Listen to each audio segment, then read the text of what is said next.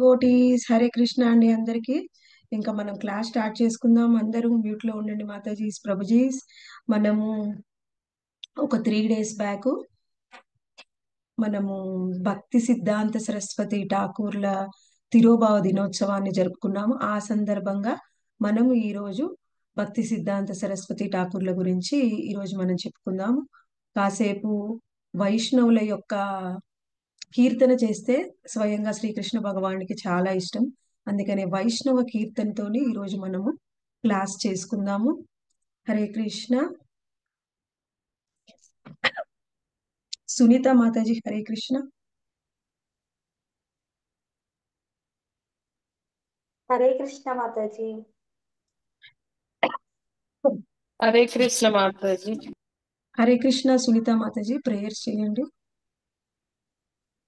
ओम अज्ञानतिमिरान्धस्य ज्ञानाञ्जनशलाकया चक्षुरुन्मीलितं येन तस्मै श्रीगुरवे नमः।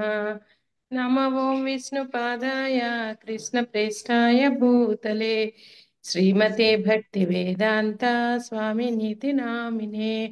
नमस्ते सारस्वते देवे गौरवाणी प्रचारिणे निर्विशेष शून्यवादी पाश्चात्य देशतारिणे। जय श्री कृष्ण चैतन्य प्रभु नित्यानंद श्री अद्वैत गदाधरा श्रीवासादि गौर भक्त वृंद। हरे कृष्णा कृष्ण कृष्ण हरे हरे हरे राम राम राम हरे हरे। हरे कृष्ण माता जी। धन्यवाद माता जी। హరే కృష్ణ. భక్తి సిద్ధాంత సరస్వతి ఠాకూర్ల గురించి శ్రీల భక్తి వికాస్ స్వామి మహారాజు ఎన్నో సంవత్సరాలు రీసెర్చ్ చేసి ఆయన ఎన్నో విషయాలను తెలుసుకొని కొన్ని పుస్తకాలను రాశారు. దాని మీద సీనియర్ డివోటీస్ చాలా మంది కొన్ని క్లాసెస్ ఇచ్చారనమాట. అందుకని ఈ రోజు మనము భక్తి వికాస్ స్వామి మహారాజ్ రీసెర్చ్ ఆధారంగా భక్తి సిద్ధాంత సరస్వతి ఠాకూర్ల గురించి తెలుసుకుందాము. మనం ఇంతకు ముందు శ్రీల ప్రభుపాదుల వారి గురించి కూడా ఒక సిరీస్ లాగా చేశాము. ఒక 25-26 ఎపిసోడ్స్ దాకా చేశాము. కానీ ఇప్పుడు భక్తి సిద్ధాంత సరస్వతి ఠాకూర్ల గురించి వీలైనంతగా కొన్ని వారాల్లో చర్చించుకోవడానికి ప్రయత్నం చేద్దాము. ఈ రోజు ముందుగా మొదటి వారాన్ని భక్తి సిద్ధాంత సరస్వతి ఠాకూర్ల గురించి ఈ రోజు మనం తెలుసుకుందాము. శ్రీల భక్తి వికాస్ స్వామి మహారాజ్ కి జై. శ్రీల గురు మహారాజ్ జై పతాక స్వామి మహారాజ్ కి జై. గురు మహారాజ్ యొక్క ఆశీస్సులతోని శ్రీల ప్రభుపాదుల వారి యొక్క ఆశీస్సులతోని భక్తి సిద్ధాంత సరస్వతి ఠాకూర్ల గురించి తెలుసుకుందాం.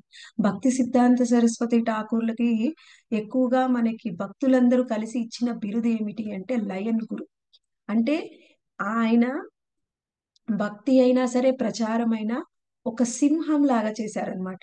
సింహ గర్జన లాగా చేశారు కాబట్టి ఆయనకు పేరు వచ్చింది. ఎందుకు ఆయనకు అటువంటి బిరుదుని ఇచ్చారు, ఏమిటి ఆయనలో ఉన్న స్పెషాలిటీ అనేది మనము ఈ రోజు డీటెయిల్డ్ గా తెలుసుకోవడానికి ప్రయత్నం చేద్దాం వీలైనంతగా.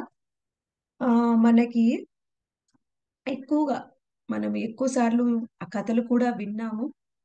స్వయంగా శ్రీకృష్ణ భగవానుడు రంగనాథుడు ఒకరోజు రథయాత్రలో వెళ్తూ ఉంటే స్వయంగా రథాన్ని ఆపి ఆయన రామానుజాచార్యుల యొక్క గుణగానం చేయమని అడిగారనమాట. అంటే ఆయనకి భక్తుల యొక్క గుణగానం అనేది ఎంత ఇష్టం అంటే ఆయన భక్తుల్ని గుణగానం చేస్తే చాలా ఇష్టం. అలాగే ఈ రోజు మనకి శ్రీకృష్ణ భగవానుడి యొక్క శుద్ధ భక్తుడైనటువంటి భక్తి సిద్ధాంత సరస్వతి ఠాకూర్ల గురించి తెలుసుకుందాము. ఆయన గుణగానం చేస్తే స్వయంగా కృష్ణుడు కూడా ప్రసన్నుడవుతాడు. అయితే ఈ రోజు మనము ఆయన యొక్క గుణగణాలని, ఆయన యొక్క ఏ విధంగా ఆయన జన్మించారు, ఆయన తర్వాత ఏ విధంగా ఆయన భక్తి జీవితం కొనసాగింది, ఈ రోజు మనం కొంతగా తెలుసుకోవడానికి ప్రయత్నం చేద్దాం. ఆయన గుణగణాల గురించి చెప్పాలంటే ఆ మామూలుగా భక్తులతో అయితే ఆయన ఎంతో కోమలంగా ప్రవర్తించేవారు అనమాట. ఎంత కోమలంగా అంటే ఆయనకి అసలు భక్తులంటే ఆయనకి చాలా ఇష్టం. అందుకని భక్తులతో ఎవరితో కూడా కఠినంగా ప్రవర్తించేవాడు కాదు. కానీ మిగిలిన అన్ని విషయాల్లో మాత్రం చాలా డీప్ గా, చాలా డైనమిక్ గా, దృఢమైన స్వభావము, ఆ జ్ఞానం పొందినా కానీ, జ్ఞానం ఇచ్చినా కానీ ఎంతో అది విస్తృతంగా ఉండేది. ఎంతో పటిష్టంగా జ్ఞానాన్ని పొందేవారు, ఇచ్చేవారు. ఎన్నో ఆ అటువంటి గుణగణాలు కలిగినటువంటి శ్రీల భక్తి సిద్ధాంత సరస్వతి ఠాకూరులు. ఆయన స్వయంగా శ్రీకృష్ణ భగవానుడి యొక్క నిత్య పార్షదుడు. నిత్య పార్షదుడు అంటే నిత్య సిద్ధ భక్తుడు అనమాట. ఆయన ఎవరు అంటే ఆయనే నయన మంజరి.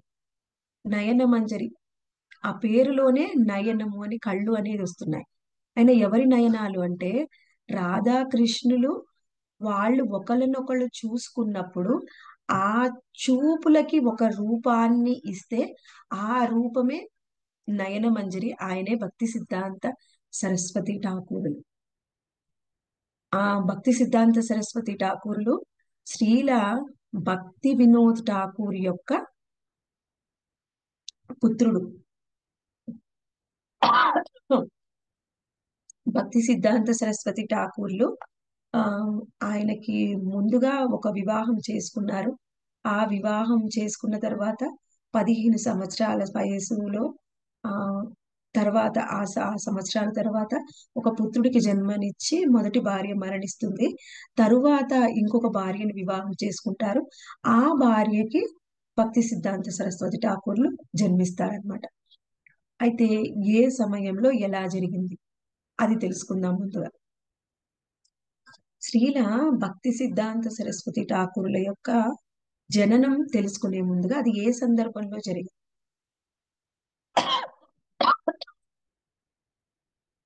భక్తి సిద్ధాంత భక్తి వినోద ఠాకూరులు ఆయన అప్పటి వరకు ఎన్ని 500 నామహట్టా సెంటర్లని స్థాపించారు.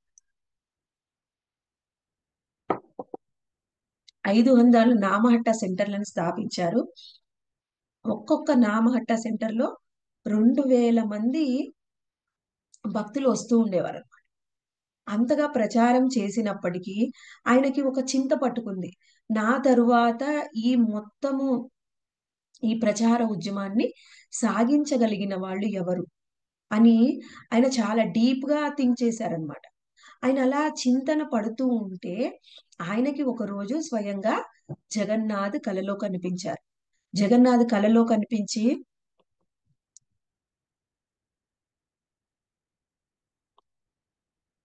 ఆయన అడిగారనమాట, నీకేం సేవ ఇచ్చాను, నువ్వేం చేస్తున్నావు, నువ్వు ఎక్కువగా ఈ పాలనా కార్యక్రమాల్లో అంటే ఆయన అప్పటికే ఆయన జడ్జిగా, ఆయన ఆంగ్లేయుల పరిపాలనలో జడ్జిగా ఆయన ఆల్రెడీ వర్క్ చేస్తూ ఉన్నారు. ఆయన అలా ఉద్యోగం చేస్తూనే భక్తి జీవితాన్ని కొనసాగిస్తున్నారు, ప్రచారం చేస్తున్నారు, అన్నీ చేస్తున్నారు. అప్పుడు ఆయన అన్నారనమాట, నిజమే స్వామి, కానీ నేనొక్కడిని చెయ్యలేకపోతున్నాను. ఎందుకంటే ఆయన ఆల్రెడీ నైట్ అంతా నిద్రపోకుండా దాదాపుగా 100కు పైగా పుస్తకాలను రాశారు భక్తి వినోద్ ఠాకూర్లు. ఉద్యోగం చేస్తూ ఉన్నారు, నామహట్టా సెంటర్లను నడిపిస్తూ ఉన్నారు. ఆ పుస్తకాలని అన్ని రాసి వాటన్నిటిని ఆయనే ప్రింట్ చేస్తున్నారు. నాకు సహాయం చేయడానికి మీ నిత్య సిద్ధ భక్తులు ఎవరైనా కావాలి, మీ ఆంతరంగిక భక్తుల్లోంచి ఎవరినైనా ఒకళ్ళని పంపించండి అని రిక్వెస్ట్ చేస్తారనమాట. రిక్వెస్ట్ చేస్తే అప్పుడు జగన్నాథ్ చెప్తారు, నువ్వు వెళ్ళి విమలాదేవిని అడుగు, విమలాదేవి నీకు సహాయం చేస్తుంది, విమలాదేవి యొక్క కృపతోని నీకు అటువంటి పుత్రుడు జన్మిస్తాడు, నా నిత్య సిద్ధ భక్తుడు. ఆయన వెళ్ళి విమలాదేవి ఆ ఆ సమయంలో భక్తి వినోద్ ఠాకూర్లు పూరిలో ఉద్యోగం చేసేవారు అనమాట. పూరీధాంలో. ఆ పూరీధాంలో ఉద్యోగం చేసే సమయంలోనే అక్కడే ఈయనకి భక్తి వినోద్ ఠాకూర్లు జన్మించారనమాట. అందుకని అక్కడ ఆయన విమలాదేవిని పోయి, అక్కడ జగన్నాథుడు కళ్ళలో కనిపించాడు, విమలాదేవిని వెళ్ళి ఆయన ప్రే చేసుకున్నారు, ప్రార్థించాడు. కొంతకాలానికి ఆయనకి భక్తి సిద్ధాంత సరస్వతి ఠాకూర్లు జన్మించారనమాట. అయితే ఆయన జన్మించినప్పుడు అక్కడ ఉన్న పరిస్థితులు ఏమిటి, ఎలా ఉన్నాయి, గౌడీయ సంప్రదాయం గురించి ఉన్న ఒపీనియన్ ఏమిటి, అవన్నీ చూస్తే అసలు అప్పుడు పరిస్థితులు ఎలా ఉన్నాయంటే భక్తి సిద్ధాంత సరస్వతి ఠాకూర్లు రాకముందు భక్తి వినోద్ ఠాకూర్లు ఒక్కరే ఆయన భుజాన వేసుకుని ఎన్నో పనులని చేస్తూ ఉన్నారనమాట. అప్పుడు గౌడియ మా మఠం యొక్క పరిస్థితి ఎలా ఉంది అనేది తెలుసుకోవాలి అంటే ముందుగా ఆయన జన్మించినప్పుడు ఎలా ఉంది పరిస్థితి, ఆయన జన్మ ఏ సమయంలో జరిగింది అనేది చూద్దాం. ముందుగా ఆయన 6th ఫిబ్రవరి 1874 అనే సంవత్సరంలో, ఆ 6th ఫిబ్రవరి అంటే ఫిబ్రవరి 6వ తారీఖు 3:30కి పంచమి తిథి రోజు భక్తి సిద్ధాంత సరస్వతి ఠాకూర్లు ఆవిర్భవించారు. అది మాఘమాసము. ఆ మాఘమాసాన్ని వైష్ణవులు గోవింద మాసం అని కూడా చెప్తారు. మాఘమాసంలో జన్మించారనమాట. జన్మించినప్పుడు ఆయన ఎలా ఉన్నారంటే, మనకి తల్లి గర్భంలో నుంచి బయటికి వచ్చినప్పుడు ఎలా ఉన్నారు అనేది చూస్తే, ఆయనంట ఆ తల్లి యొక్క పెద్ద పేగుని మొత్తం ఇలా మొత్తం యజ్ఞోపవీతం లాగా మెడంతా చుట్టుకొని ఉన్నారంట. యజ్ఞోపవీతం ఎలా ఉంటుందో అలా చుట్టుకొని ఉన్నారు. అది చూసిన వాళ్ళు ఏం చెప్పారంటే, ఎవరైతే అద్భుతమైన వ్యక్తులకు మాత్రమే ఆ విధంగా ఆ యజ్ఞోపవీతంలాగా పెద్ద పేగును వేసుకొని పుడతారు అని చెప్పారనమాట. ఆ తరువాత కూడా ఆయన పుట్టిన తర్వాత చాలా సంవత్సరాల వరకు కూడా ఆ మచ్చ అలాగే ఉండిపోయిందనమాట. ఆ పేగు యొక్క మచ్చ అలాగే ఉండిపోయింది. అలా ఆ అలా ఆయన జన్మించినప్పుడు ఎలా ఉన్నారంటే, ఎక్కువగా అది శరీరాన్ని యొక్క ఆకృతిని చూసి చెప్పవచ్చు అన్నమాట. ఎలా వాళ్ళ యొక్క పరిస్థితి ఏమిటి, వాళ్ళ యొక్క గుణగణాలు ఏమిటి, వాళ్ళకున్న క్వాలిటీస్ ఏమిటని. ఆయన యొక్క తల ఏమో చాలా పెద్దగా ఉందంట, శరీరం ఏమో చాలా సన్నగా ఉందంట. శరీరం సన్నగా ఉండి శరీర ఆకృతి కంటే తల పెద్దగా ఉంటే వాళ్ళు ఎక్కువగా బుద్ధిమంతులు, అంటే జ్ఞానం ఎక్కువగా ఉంటుంది. ఎక్కువగా శరీరం లావుగా ఉండి తల సన్నగా ఉంటే వాళ్ళు శరీర చైతన్యంలో ఉంటారు. తల ఎక్కువగా లావుగా ఉండి శరీరం సన్నగా ఉంటే వాళ్ళు ఎంతో జ్ఞానవంతులై ఉంటారన్నమాట. అలా చాలా సన్నగా ఉన్నారంట. ఆ సమయంలో ఎలా ఉంది పరిస్థితి అంటే, శ్రీల వినోద్ ఠాకూర్లు మాత్రమే ప్రచారం చేయడానికి అక్కడ సిద్ధంగా ఉన్నారు. కానీ చాలా మంది, కొంతమంది భక్తులు ఉన్నారు. వాళ్ళందరూ కొంతమంది భజనానందులు ఉన్నారు. కొంతమంది ఇప్పుడు ఉన్న పరిస్థితుల్ని మేము ఏ విధంగా కూడా మార్చలేము అని చెప్పి వాళ్ళ భక్తి జీవితాన్ని మాత్రం వాళ్ళు కొనసాగిస్తూ ఉన్నారు. వాళ్ళ భక్తి జీవితం వాళ్ళు కొనసాగిస్తున్నారంటే అప్పుడు పరిస్థితులు ఎలా ఉన్నాయంటే, గౌడియ వైష్ణవులు అంటే చాలా మందికి మంచి ఒపీనియన్ లేదు. వాళ్ళు ఎక్కువగా నృత్యం చేస్తూ ఉంటారు, గానం చేస్తూ ఉంటారు. వాళ్ళకి ఎక్కువగా జ్ఞానం ఉండదు, తెలివితేటలు ఉండదు, చదువు ఉండదు వాళ్ళకి. వాళ్ళు ఎక్కువగా ఆ లడికి అంటే ఎక్కువగా అమ్మాయిల గురించి చర్చిస్తూ ఉంటారు. అంటే గోపికల యొక్క చర్చ ఉంటుంది కదా, అందుకని చర్చిస్తూ ఉంటారు అని చాలా చిన్న చూపు ఉందన్నమాట. అటువంటి పరిస్థితుల్లో ఆవిర్భవించారు స్వయంగా భక్తి సిద్ధాంత సరస్వతి ఠాకూర్. ఎందుకంటే ఆయన వచ్చినప్పుడు ఎన్నో రకాల గౌడీ సిద్ధాంతంలోనే భక్తులమని చెప్పుకొని ఎన్నో అపసిద్ధాంతాలు ఉన్నాయి. ఎన్నో అపసిద్ధాంతాలని వాళ్ళందరినీ కూడా కరెక్ట్ చేసి కరెక్ట్ సిద్ధాంతాన్ని అందరికీ చెప్పడానికి వచ్చారనమాట. కరెక్ట్ సిద్ధాంతాన్ని ఎస్టాబ్లిష్ చేసి తప్పుడు సిద్ధాంతాలన్నిటిని నిర్మూలించి అసలు గౌడీయ వైష్ణవిజాన్ని, ఇప్పుడు అప్పటి వరకు చైతన్య మహాప్రభు వచ్చి 300 సంవత్సరాలు దాటిపోయింది. కరెక్ట్ సిద్ధాంతం అనేది లేదనమాట. కరెక్ట్ సిద్ధాంతాన్ని స్థాపించి అపసిద్ధాంతం అంటే ఏమిటి అందరికీ అర్థమయ్యేలాగా చెప్పారనమాట. అందుకనే ఆయనకి లయన్ గురు అని పేరు వచ్చింది. అలాంటి టైములో ఆయన భక్తి వినోద ఠాకూర్లు ఆల్రెడీ ప్రచారాన్ని కొనసాగిస్తూ ఉన్నారు. ఆయన నామహట్ట సెంటర్లో 500 నామహట్ట సెంటర్లు ఏర్పాటు చేశారని చెప్పుకున్నాం. ఇప్పుడు మనము చెప్పాలి అంటే నామహట్ట అంటే ఏమిటి అంటే, నామ్ అంటే ఏమిటి, నామము, భగవంతుడి యొక్క నామం. హట్ట అంటే మనం అదొక బజార్ అని చెప్పవచ్చు అనమాట. బజార్లో ఉన్న వాళ్ళందరూ కూడా ఒకే దగ్గరికి చేరుకొని వాళ్ళు భక్తి శ్రద్ధలు అనే మూల్యాన్ని ఇవ్వడం ద్వారా వాళ్ళకి భక్తులు హరినామాన్ని ఇస్తారనమాట. అది ఏమిటి? ఇప్పుడు ఒక మందిరంలో ఒక ఇంట్లో చేయడం కాకుండా ఏదైనా బయట అందరూ కలుసుకునే విధంగా ఒక స్థలంలో చేయడం కాబట్టి దానికి నామహట్ట అని పేరిచ్చారు. ఆయన ఆల్రెడీ ప్రచారం చేస్తున్నారు. కానీ ఆయన కేవలం భక్తిని ప్రచారం చేస్తున్నారు. కానీ సరి అయిన సిద్ధాంతాన్ని ఏర్పాటు చేయడం కోసం మన భక్తి సిద్ధాంత సరస్వతి ఠాకూర్లు వచ్చారనమాట. అయితే ఆ సమయంలో ఆ వాళ్ళ యొక్క ఆ ఆయన యొక్క భార్య పేరు ఏమిటంటే భాగవతి దేవి యొక్క మూడవ కుమారుడుగా వచ్చారు. అంటే మొదటి కుమారుడు మొదటి భార్యకు వచ్చారు. ఆమె మరణించినాక రెండవ వివాహం చేసుకున్నారు కాబట్టి ఆమెకు మూడవ పుత్రుడిగా వచ్చారు. వీళ్ళ యొక్క తండ్రి గారు భక్తి వినోద్ ఠాకూర్ల యొక్క తండ్రి గారు మన భక్తి సిద్ధాంత సరస్వతి ఠాకూర్లకి తాతగారు. ఆయన ఆయన యొక్క మనం ఏం చెప్తామండి దాన్ని జ్యోతిష్ శాస్త్రం ప్రకారం వాళ్ళ యొక్క చార్ట్ ని వేస్తారనమాట. ప్రతి ఒక్కరు జాతకం రాస్తారు. మనమేం తెలుగులో జాతకం రాయడం అంటారు కదా. ఉంటారు మాతాజీ, జాతక చక్రం. జాతక చక్రం ఆయన చూశారనమాట. జాతక చక్రం చూసి ఆయన మాత్రమే కాదు అప్పట్లో ఉన్న సిద్ధాంతకర్తలందరికీ చూపించారు. చూపిస్తే వాళ్ళందరూ కూడా జాతక చక్రం చూసి చెప్పారు, ఇప్పటి వరకు ఇటువంటి జాతకాన్ని మేము చూడలేదు అని చెప్పారనమాట. ఏమిటా గొప్పతనం ఆయన జాతకంలో ఉంది అనేది చాలా డీటెయిల్డ్ గా ఇచ్చారు. అది నేను మీకు చెప్పడానికి ప్రయత్నం చేస్తారు. ఆయన ఎటువంటి రాశిలో జన్మించారు అంటే మిథున రాశి అన్నమాట. మనకి రాశులు ఎన్ని ఉంటాయి మాతాజీ? ఎవరికైనా తెలుసా? 12 రాసులు మాతాజీ. 12 రాశులు. నక్షత్రాలు మాతాజీ? 27 మాతాజీ. ఓకే, ఆయన మిథున రాశిలో జన్మించారట. మిథున రాశిలో జన్మించడం వలన వాళ్ళ చైతన్యం అనేది ఎంతో డీప్ గా ఎంతో లోతైన జ్ఞానం ఉంటుందంట. వాళ్ళ చైతన్యం ఎంతో విస్తృతంగా ఉంటుంది.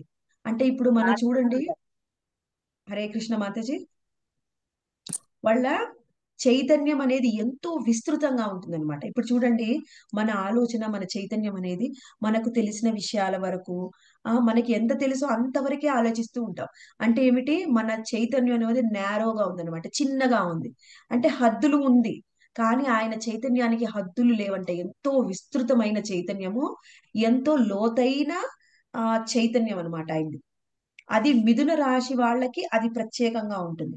ఆ తర్వాత మిథున రాశిలో ఆయన బుధ ఆదిత్య యోగా అంట.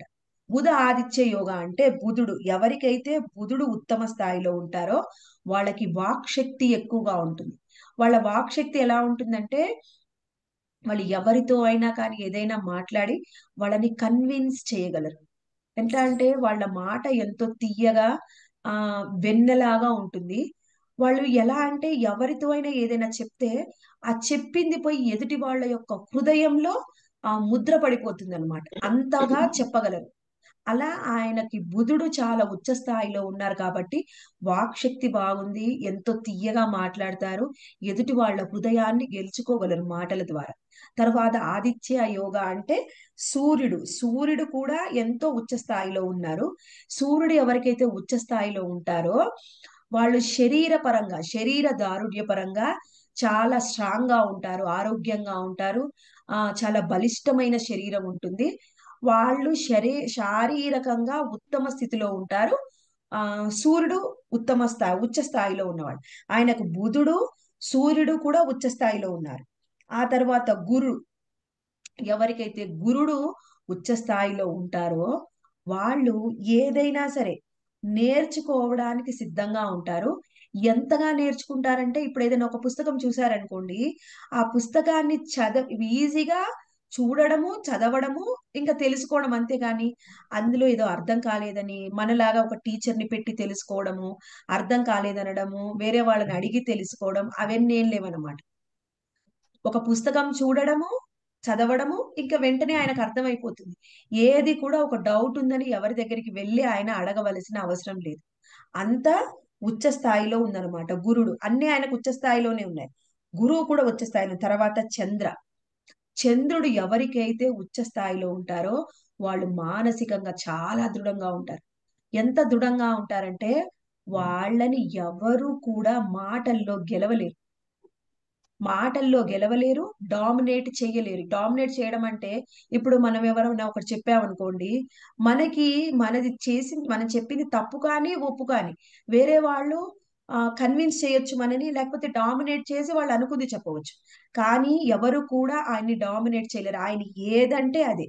వేరే ఎవరు ఆయనకి ఎదురు తిరిగి కరెక్ట్ గా ఆయన్ని ఒప్పించలేరు అనమాట. అటువంటి ఆ మానసికమైన దృఢత్వం. ఇప్పుడు మానసికంగా ఎవరైతే వీక్ గా ఉన్నారనుకోండి, ఎదుటి వాళ్ళు కొంచెం గట్టిగా మాట్లాడనుకోండి, సరేలే ఎందుకులే ఇంకా వాళ్ళు మాట్లాడుతున్నారు కదా, సరే మనం ఒప్పుకుందాం. కొన్నిసార్లు నచ్చి ఒప్పుకుంటాం, కొన్నిసార్లు నచ్చక కూడా ఒప్పుకుంటాం. కారణం ఏమిటి? ఎదుటి వాళ్ళు ఎక్కువ డామినేట్ చేస్తున్నారు, వాళ్ళని మనం గెలవలేము. అలా అన్నమాట. ఆయన ఎవరు కూడా గెలవలేరు. నెక్స్ట్ ఆయనకి ఆ దూరదృష్టి, ఎంతో దూరదృష్టి ఉంది. అంటే ఇప్పుడు దూరదృష్టి అంటే ఏమిటి? ఇక్కడ ఉన్నాం మనము, ఆ బయటికి పోయి చూస్తే ఎక్కడో రోడ్డు అవతల కనిపిస్తుంది, అది కాదు దూరదృష్టి అంటే. దూరదృష్టి అంటే ఇప్పుడు మనము 2024లో ఉన్నాం అనుకోండి, 2050లో పరిస్థితులు ఎలా ఉండవచ్చు అని ముందే అంచనా వేయడం అనమాట. ఇప్పుడు ఉన్న పరిస్థితులు, మనుషుల యొక్క స్వభావాన్ని బట్టి 2050 వరకు మనుషులు ఎలా ఉండవచ్చు, పరిస్థితులు ఎలా ఉండవచ్చు అని అంచనా వేయడం. అలాంటి దూరదృష్టి ఉండబట్టే భక్తి సిద్ధాంత సరస్వతి ఠాకూర్లు మన శ్రీల ప్రభుపాదుల వారిని కలిసినప్పుడు మొదటి మాట ఏం చెప్పారు? నువ్వు చదువుకున్న వాడివి కదా, నీకు ఆంగ్లం బాగా వచ్చు కదా, నువ్వు ఆంగ్లంలో ఎందుకు ప్రచారం చేయకూడదు? పాశ్చాత్య దేశాలకు వెళ్ళి ఆంగ్లంలో ప్రచారం చెయ్యి అని చెప్పారు మొదటి మాట. రెండవది ఏంటిది? నీ దగ్గర డబ్బు ఉంటే పుస్తకాలను వితరణ చెయ్యి. ఇప్పటి వరకు అవి రెండే మన కృష్ణ చైతన్యాన్ని ముందుకు తీసుకుని వెళ్తున్నాయి. దూరదృష్టి. ఆయనకి తెలుసు, ఇక ముందు పాశ్చాత్య దేశస్తులు ఏం చేస్తే వాళ్ళని చూసి మనం అదే నేర్చుకుంటాం, మనకు అదే దైవంతో సమానం. ఇన్ ఫ్యూచర్ లో అందరూ ఇంగ్లీషే మాట్లాడతారు, వేరే లాంగ్వేజ్ ఉండదు, ఆయనకి తెలుసు. అందుకని చూడండి, ఎక్కడైనా ఇస్కాన్ టెంపుల్స్ లో ప్రీచింగ్ జరుగుతుందంటే అది ఇంగ్లీష్ లోనే ఉంటుంది, వేరే రూమ్ లో మనకి వేరే లాంగ్వేజ్ లో చెప్తారు. కారణం ఏమిటి అంటే ఇక ముందు అంత ఇంగ్లీష్ అని ఆయనకు బాగా తెలుసు. దాన్ని దూరదృష్టి అంటారు. మనము ఎవరినైనా భక్తులుగా మార్చాలి, ఎవరినైనా మనం కన్విన్స్ చేయాలి అంటే, వాళ్ళని ఏదైనా ఒక తత్వాన్ని చెప్పి ఒప్పించాలి అంటే కేవలం పుస్తకాల ద్వారానే సాధ్యం. ఆయనకు తెలుసు కాబట్టి పుస్తక వితరణని ఎంతగానో చేయించారు. ఈయననే భక్తి సిద్ధాంత సరస్వతి ఠాకూరులు శ్రీల ప్రభుపాదుల వారు చేసినటువంటి ప్రతి దానికి కూడా మూల కారణం ఈయన ఐడియాసే ఆయన ఇంప్లిమెంట్ చేశారు. దాన్నే దూరదృష్టి అంటారు. ఆ దూరదృష్టి ఎంతగానో ఉందన్నమాట. ఆ తరువాత ఇవన్నీ ఉన్నాయనుకోండి, ఎవరికైనా ఏమొస్తుంది మాతాజీ? అన్ని ఉంటే ఇప్పుడు మనం అన్ని అహంకారం మంచి వస్తుంది అహంకారం మాతాజీ. వచ్చి వచ్చేసి సమాజంలో మంచి అహంకారం గుర్తింపు రావడం వల్ల నష్టం ఏంటి మాతాజీ? పతనం భక్తిలో అయిపోతాం. పతనం భక్తిలో పతనం అయిపోతారు, దిక్కుతారు. భక్తిలో ముందుకెళ్ళి ఆ భక్తిలో ముందుకు వెళ్ళము. అహంకారం ఎవరికైతే ఎక్కువగా ఉంటుందో భక్తిలో ముందుకు వెళ్ళరు, వాళ్ళు భౌతికంగా ముందుకు వెళ్తారు, ఆధ్యాత్మికంగా పూర్తిగా నేనే గొప్పవాడిని పతనం చెందుతారు. కానీ ఈయనకు చెప్తున్నారు, ఇవన్నీ ఉచ్చ స్థాయిలో ఉన్న ఈయనకు మోక్షం కంపల్సరీ, ముక్తి కంపల్సరీ, ఈయన మళ్ళీ జన్మ తీసుకోవాల్సిన అవసరం లేదు అని చెప్తున్నారనమాట. ఇంకా తర్వాత ముందు జరగబోయే ఇంకా చెప్పారు ఏమిటంటే, ఆయన మీద క్రిమినల్ యాక్ట్ జరగబోతుంది. అంటే ఆయన్ని కొంతమంది చంపడానికి ప్రయత్నం చేస్తారు అని చెప్తున్నారు అనమాట. ఆయన మీద క్షుద్ర పూజలు కూడా జరుగుతాయి. ఇవన్నీ కూడా తట్టుకొని నిలబడతారు ఆయన అని చెప్పారనమాట. అంటే ఇవన్నీ ఉచ్చ స్థాయిలో ఉన్నప్పుడు ఇంకా అన్నిట్లో వాడు కూడా వాళ్ళ ఉచ్చ స్థాయిలోనే ఉంటారు. భక్తిలో అయినా, ఆధ్యాత్మికంగా, ముక్తిలో, ఎటువంటి పరిస్థితులను తట్టుకునే స్థితిలో ఆయన ఉంటారు అని చెప్పారనమాట. మనకి ఇంకా ఇవన్నీ కరెక్ట్ గా ఉండి శని గ్రహం కరెక్ట్ గా లేదనుకోండి, అది చాలా కష్టం అనమాట. శని గ్రహం కరెక్ట్ స్థానంలో లేకపోతే ఈ అన్ని ఉచ్చ స్థాయిలో ఉన్న భౌతికంగా మనం కాస్త డౌన్ అయ్యే ప్రమాదం ఉంది. కానీ ఆయనకి శని గ్రహం కూడా కరెక్ట్ స్థానంలో ఉందంట. కరెక్ట్ స్థానంలో ఉన్నప్పుడు ఏమవుతుంది, ఆయనకి ఎంతో జ్ఞానాన్ని పొందుతారంట. ఆ జ్ఞానాన్ని అర్థం చేసుకోవడంలో, ఆ జ్ఞానాన్ని వేరే వాళ్ళకి పంచడంలో ఆయన ఎంతో లోతైన జ్ఞానాన్ని కలిగి ఉంటారు, ఎంతో లోతుగా. మళ్ళీ ఆయనకి సక్సెస్ కూడా అంతే వస్తుందంట. సక్సెస్ అంటే ఏమిటి, ఆయన ఏది అనుకుంటే అది జరిగిపోతుంది, అందులో విజయాన్ని సాధిస్తారు అని ఆయన గురించి ఆ జాతకం చెప్పారనమాట. చెప్పినప్పుడు మనం సాధారణంగా చూస్తే అనిపిస్తుంది, ఏమనిపిస్తుందంటే మామూలుగా ఆచార్యులు వాళ్ళకి జాతకాలు ఏమిటి మాతాజీ, వాళ్ళు భక్తులు కదా, జాతకాల గురించి ఎందుకు చెప్తున్నారు అనిపించవచ్చు. యాక్చువల్ గా ఆచార్యులకి భక్తులకి జాతకంతో సంబంధమే లేదు. మన జాతకం ఎలా ఉన్నప్పటికీ భక్తులకి జాతకాన్ని పూర్తిగా మార్చగలిగే శక్తి స్వయంగా శ్రీకృష్ణ భగవానుడికి ఉంది. కానీ ఇక్కడ ఎందుకు చెప్తున్నారు అంటే, ఆయన నిజంగా ఆయనకు అవన్నీ లేవు, అయినప్పటికీ ఆయన జాతకం ఎంత గొప్పగా ఉంది. ఎందుకంటే వాళ్ళ తాతగారు జ్యోతిష్ శాస్త్రజ్ఞుడు కాబట్టి ఆయన జాతకం చూశాడు, వేరే వాళ్ళకు చూపించాడు. ఆయన చూపించక ముందే ఆయనకి తెలిసిపోయింది అనమాట. ఎప్పుడైతే ఆయన పెద్ద పేగుని ఇలా యజ్ఞోపవీతంలాగా వేసుకొని పుట్టారో అప్పుడే నిర్ణయం చేసుకున్నారు భక్తి వినోద్ ఠాకూర్లు. ఏమిటి అంటే, ఈయన, నేను విమలాదేవిని కృప వల్ల నేను పొందిన పుత్రుడు ఈయనే, భక్తి సిద్ధాంత సరస్వతి ఠాకూర్లే అని నిర్ణయం అయిపోయింది. ఇక్కడ విమలాదేవి ప్రసాదంగా జన్మించారు అని నిర్ణయం చేసుకున్నారు. ఒక మంచి భక్తుడు నా కోరిక ప్రకారం నాకు జగన్నాథుడు ఇచ్చాడు. ఆ సమయంలో వాళ్ళు అక్కడ పూరిలో ఉన్నారు కాబట్టి పూరిలో ప్రతి సంవత్సరం రథయాత్ర జరుగుతుంది. ఆ రథయాత్ర దేని మీదుగా జరుగుతుంది అంటే గ్రాండ్ రోడ్ మీదుగా జరుగుతుంది అనమాట. గ్రాండ్ రోడ్ అని మనకి జగన్నాథ మందిరానికి వెళ్లే రోడ్డు చాలా, ఒకవైపు 5-6 వరుసలు, ఇంకోవైపు 5-6 వరుసలుగా ఒక పెద్ద రోడ్డు ఉంటుంది. అది వరుసగా స్ట్రైట్ గా 3-4 కిలోమీటర్లు ఉంటుంది అనమాట. దాని మీద రథయాత్ర జరుగుతుంది. అయితే ఆ రథయాత్ర అక్కడ జరుగుతూ ఉంటే వెంటనే కొన్ని గంటల్లో వెళ్ళిపోతారు. అది దాటిన చివరిలోనే మనకి రథయాత్ర ముగుస్తుంది అనమాట. అయితే అప్పుడు ఏం జరిగింది, ఆ సంవత్సరము రథయాత్ర మొదలైంది, జగన్నాథ్ కొంచెం కదిలాడు, తర్వాత కదలకుండా ఆగిపోయాడు, ఎంతకీ కదలట్లేదు. వాళ్ళు అనుకున్నారు రథము ఎందుకు కదలట్లేదు, ఉదయం స్టక్ అయిపోయిందా, ఏమైపోయిందని. అన్ని చూశారు, అన్ని ప్రయత్నం చేశారు, కానీ రథం కదలట్లేదు. ఇంకేం చేస్తారు, అక్కడే అని చెప్పారనమాట భక్తి వినోదం, ఎక్కడ ఉందో రథం అక్కడే కూర్చొని అందరూ 24 గంటలు సంకీర్తన చేయండి. సంకీర్తన జరుగుతూ ఉంటే ఆ భగవతి దేవికి వాళ్ళ అమ్మ కనిపించింది అనమాట. నా పుత్రుడు జన్మించాడు కదా, జగన్నాథుడు ఇక్కడే ఉన్నాడు, వెళ్ళి రథం మీదకి వెళ్ళి ఒకసారి ఆశీర్వాదం తీసుకుంటాను అని పైకి వెళ్ళి ఆశీర్వాదం తీసుకుందామని జగన్నాథ్ దగ్గరగా వెళ్ళింది అనమాట. అప్పట్లో ఎవరైనా సరే జగన్నాథ్ దగ్గరికి వెళ్ళవచ్చు, ఆయన ఆలింగనం చేసుకోవచ్చు, ఆయన్ని పట్టుకోవచ్చు. కొన్ని సంవత్సరాల నుంచి అది తీసేశారు ఆ పద్ధతిని. మొన్నటి వరకు కూడా, ఈ మధ్య కాలం వరకు కూడా ఉంది. అందరూ జగన్నాథుని రథయాత్ర రోజు ఆలింగనం చేసుకోవచ్చు. కానీ ఆమె దగ్గరికి వెళ్ళి పుత్రుడిని ఇలా చూపించింది అంతే, ఆశీర్వాదం ఇద్దామని. ఎక్కడికి దగ్గరగా వెళ్ళగానే అంత చిన్న, ఆయనకి ఎంత వయసు ఉంది, 5 నెలల వయసు అంత. 5 నెలల వయసున్న ఆ చిన్న బాలుడు జగన్నాథ్ యొక్క పాదాలను తాకి ఆశీర్వాదం తీసుకున్నాడు.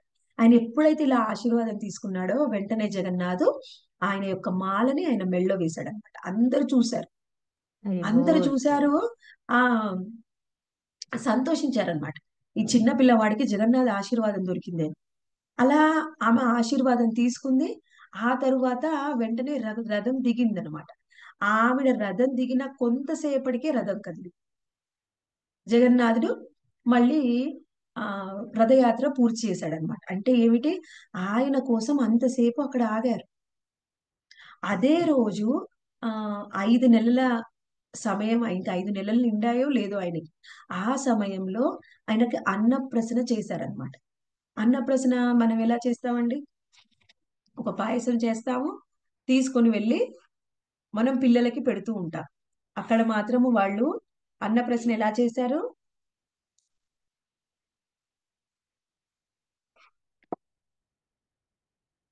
జగన్నాథ్ ప్రసాదం పెట్టారా మాత? జగన్నాథ్ ప్రసాదం పెట్టారు మాతది. జగన్నాథ్ ప్రసాదం తీసుకొచ్చారు, ఆయన కొంచెము టేస్ట్ చూపించారు.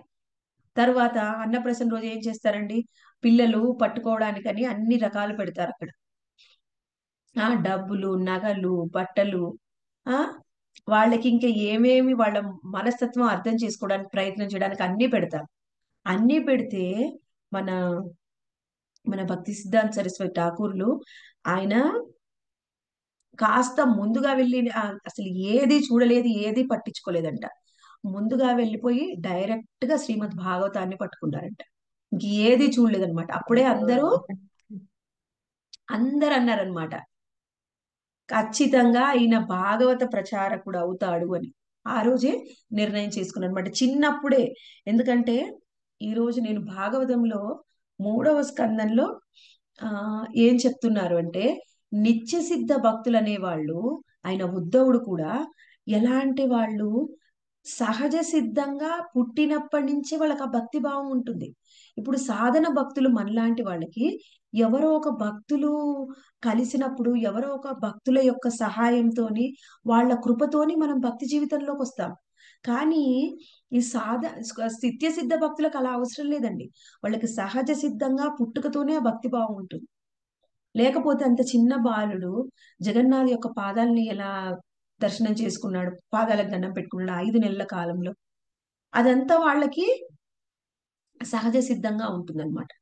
అలా ఆయన చిన్నప్పటి నుంచే ఇంకా వాళ్ళ తండ్రి గారు అప్పటికి 5 సంవత్సరాల వయసులో ఏం జరిగిందంటే, వాళ్ళు జగన్నాథ్ పూరి క్షేత్రంలోకి వెళ్ళారనమాట. పూరి క్షేత్రంలోకి వెళ్తే అక్కడ క్షేత్రంలో మనము చూస్తే జగన్నాథుడు దర్శనానికంటే ముందు, ఇంకా బయట చాలా ముందుగానే చైతన్య మనకి చైతన్య మహాప్రభువు జగన్నాథుని దర్శనం చేసుకొని, ఆ దర్శనంలో బాగా లీనమైపోయి, ఆయన జగన్నాథు మీద భక్తి భావంతోని ఏం జరిగిందంటే, భక్తి భావంతోని ఆయన ఎక్కడ నిలబడి ఉన్నారో ఆ ప్లేస్ అంతా కూడా రాయంతా కరిగిపోయి చైతన్య మహాప్రభు యొక్క పాదముద్రలు పడ్డాయంట. ఎప్పుడైతే ఆ పాదముద్రలు అవి పడినవి చూశారో, మనకి వెంటనే అప్పటికప్పుడు 5 సంవత్సరాల పిల్లవాడు 2 సంస్కృత శ్లోకాల్ని చెప్పారంట ఆ మహాప్రభు యొక్క పాదముద్రలను చూసి. అది విని మనకి భక్తి వినోద్ ఠాకూర్లు ఆశ్చర్యపోయారనమాట. 5 సంవత్సరాల పిల్లవాడు సంస్కృత శ్లోకాల్ని ఏ ఉచ్చారణ తప్పు లేకుండా ఎంత బాగా చెప్పాడని. అది ఆయనకి అంత సహజ సిద్ధంగా అంత జ్ఞానం ఉందన్నమాట. ఆ 5 సంవత్సరాల సమయంలోనే ఇంకొక విషయం కూడా జరిగింది. భక్తి వినోద్ ఠాకూర్లు ఆయన జడ్జి గారు కాబట్టి ఆయనకి ఎన్నో రకాల కొన్ని బహుమానాలు ఇచ్చేవారు. అలాంటి ఏంటి అంటే ఫ్రూట్స్, సీజనల్ ఫ్రూట్స్ ఉంటాయి కదా, అలాంటి పళ్ళు ఏమన్నా ఉంటే తీసుకొచ్చి ఇచ్చేవారు అనమాట అభిమానంతో. అలా ఒకసారి ఏం జరిగింది, కొంతమంది మామిడి పండ్లని తెచ్చిచ్చారు. అది మామిడి పళ్ళ సీజన్. చిన్న పిల్లవాడు 4 సంవత్సరాలు 5 సంవత్సరాలు అక్కడ కనిపించగానే ఒక మామిడి పండు అక్కడ బుట్ట దగ్గరికి వెళ్ళి ఒకటి తీసుకొని కొరికారంట. అది చిన్నపిల్లల మనస్తత్వం కదా, చూడగానే ఏదైనా అలా చెయ్యాలనుకుంటారు. అలా వెళ్ళి చూడగానే వాళ్ళ తండ్రి గారు వచ్చి, ఆ ఆయన విమల ప్రసాద్, విమల, నువ్వు భోగా సమర్పించకుండానే కృష్ణుడికి నువ్వు ఎలా తీసుకున్నావు, ఇది తప్పు కదా, ఇది ఇలా చెయ్యకూడదు కదా అన్నారు వాళ్ళ నాన్నగారు. అంతే, అవునా నేను ఎంత తప్పు చేశాను అని అప్పుడే నిర్ణయం చేసుకున్నారంట. అసలు మనకి స్వయంగా శ్రీకృష్ణ భగవానుడు దేవాదేవుడు అని చెప్తారు. అటువంటి కృష్ణుడికి పెట్టకుండా నేను మామిడి పళ్ళను తిన్నాను అని చెప్పి ఆ రోజు నిర్ణయం చేసుకున్నారు, ఇక నేను భవిష్యత్తులో ఎప్పుడు కూడా మామిడి పండు ముట్టుకోను అని. అది ఆయన జీవితాంతం కొనసాగించారు. మనలాంటి వాళ్ళైతే అలా మనం నిర్ణయం చేసుకున్నప్పటికీ ఎవరైనా వచ్చి మన పక్కన, అది ఎప్పుడో 3-4 సంవత్సరాల వయసులో జరిగింది, చిన్నప్పుడు విషయం కదా. ఇప్పుడేమైంది, ఇప్పుడు తీసుకోవడానికి, ఇప్పుడు నేను దేవుడికి ఆఫర్ చేసి మ్యాంగో తెచ్చాను, తీసుకోండి ఏం కాదు అంటే, మనం ఎంత గట్టిగా ఉన్నప్పటికీ ఎప్పుడో ఒకసారి లొంగిపోతాం. ఆయన అలా జీవితాంతం లొంగలేదు. అలా కనుక ఆయనలాగా మనం నిర్ణయం తీసుకోవాలంటే ఇప్పుడు మనం అసలు ఏది తినకూడదు. ఎందుకంటే చిన్నప్పటి నుంచి తిన్న ఏది ప్రసాదం తినలేదు, మనకి ఇష్టమైనే మనం తిన్నాం అంతే. అలా ఆయన ఇంకా నిర్ణయం తీసుకున్నారనమాట. కానీ ఆయన శిష్యులు మాత్రము ఈ అది మామిడి పండు కాకుండా మామిడి కాయ ఉంటుంది కదండి. ఆ మామిడికాయ పచ్చడి చేసి ఎక్కువగా పెట్టేవారంట. ఆయన ఆ మామిడికాయ పచ్చడి మాత్రం తీసుకునేవారంట, పచ్చడిలాగా చేసి పెడితే. అలా చిన్నప్పుడులోనే ఎంత డిటర్మినేషన్ ఉండాలి. ఇప్పుడు ఎక్కువగా పిల్లల్ని చూడండి, మనం ఎక్కువగా పిల్లల్ని అడుగుతుంటాం, నీకు అది కావాలా, సరే నువ్వు ఈ పని చేస్తే నేను నీకు అది కొనిపిస్తాను అంటే పిల్లవాళ్ళు ఏమంటారంటే, అవునా అయితే సరే సరే, నువ్వు ఏం చెప్తే అది చేస్తానమ్మా, అది నాకు కావాలంటారు. ఒక రోజు 2 రోజులు కూడా చేయలేరు, ఎమ్మటే మళ్ళీ వాళ్ళు రోజు చేసే పనే చేస్తారు, ఇది మర్చిపోతారు. అలా పిల్లల విషయంలో ఎక్కువగా చూస్తుంటాం. కానీ చిన్న పిల్లవాడైనప్పటికీ ఆయన నిర్ణయాన్ని ఆయన మార్చుకోలేదు, ఏ డిటర్మినేషన్ కొనసాగించారనమాట. తర్వాత 1881వ సంవత్సరంలో, ఆయన పుట్టింది 74లో, 81 సంవత్సరంలో ఆయన కోసము తులసి మాలని తెచ్చించారంట వాళ్ళ నాన్నగారు. తులసి మాలని తెచ్చించారు. మళ్ళీ ఆ తరువాత నరసింహ మహామంత్రం అంటే నామస్తే నరసింహాయ ఆయన మంత్రాన్ని నేర్పించారు. ఆయనకి ఆరాధన చేయడానికి కూర్మశిలని ఇచ్చారనమాట. కూర్మశిలని ఎందుకు ఇచ్చారు? కృష్ణ విగ్రహాన్ని ఇవ్వచ్చు కదా అంటే కూర్మశిలని ఎందుకు ఇచ్చారంటే, చైతన్య మహాప్రభు స్వయంగా చైతన్య మహాప్రభువు కొన్నిసార్లు భక్తి భావంలో ఆయన ఎక్కువగా ఎక్స్టసీలోకి వెళ్ళినప్పుడు ఆయన కూర్మావతారాన్ని ధరించేవారు అనమాట. అంటే కూర్మావతారం లాగా రూపాన్ని మార్చుకునేవారు. అంటే పూర్తిగా తాబేల్లాగా మారిపోతారని కాదు, అటువంటి రూపంలోకి వెళ్ళి ఆయన ఎక్స్టసీలో ఉండేవారు. అటువంటి చైతన్య మహాప్రభు యొక్క విగ్రహమే ఆ కూర్మావతారం రూపంలో వచ్చింది. ఆ విగ్రహాన్ని స్వయంగా భక్తి సిద్ధాంత సరస్వతి ఠాకూర్లకు ఇచ్చారు వాళ్ళ తండ్రి గారు అని మనకి కొంతమంది ఆచార్యులు కామెంటరీలో ఇస్తూ ఉంటారన్నమాట. ఆ విధంగా ఆయన తులసి మాలలో జపం చేయడము, ఆ తర్వాత నరసింహ మహామంత్రాన్ని ఆ జప్ ఉచ్చరించడము, తర్వాత కూర్మశిలని ఆరాధన చేయడం మొదలు పెట్టారు. అయితే నరసింహస్వామి మంత్రం ఎందుకు అంటే, ఇప్పుడు అప్పుడు మహాప్రభు చైతన్య మహాప్రభువు సమయంలో కాజీ దండయాత్ర చేయడానికి వచ్చారనమాట భక్తుల మీదికి. ఆ కాజీ వచ్చే సమయంలో ఆయన శ్రీవాస్ ఠాకూరు కాజీ యాత్ర చేసి దండయాత్ర చేసి ఎంతమంది భక్తులకి హాని కలిగిస్తారు అని చెప్పి భయపడి ఏం చేశారంటే నరసింహస్వామిని కీర్తించారు. నరసింహస్వామిని కీర్తించి నరసింహ కీర్తన పాడగానే వెంటనే చైతన్య మహాప్రభు నరసింహస్వామి రూపంలో గర్జిస్తూ అటువంటి అవతారాన్ని తీసుకున్నారనమాట. అంటే ఇక్కడ నరసింహస్వామి కీర్తన చేసినా అది చైతన్య మహాప్రభుగానే భావిస్తూ చేస్తారనమాట ఆయన. కూర్మశిలని ఆరాధించిన మహాప్రభులాగానే భావన. ఎప్పుడు ఎప్పుడు భక్తి సిద్ధాంత సరస్వతి ఠాకూర్లకి, భక్తి వినోద్ ఠాకూర్లకి, ఈ గౌడ్య భక్తులందరికీ చైతన్య మహాప్రభు కాకుండా వాళ్ళ ఆలోచనలో కానీ వాళ్ళ మనసులో కానీ ఇంకా వేరే ఆలోచనే వచ్చేది కాదనమాట. ఎవరైతే భక్తిలో మనము ఎప్పుడైనా మనకి భక్తులందరికీ ఒక కొలమానం లాగా చెప్పవచ్చు.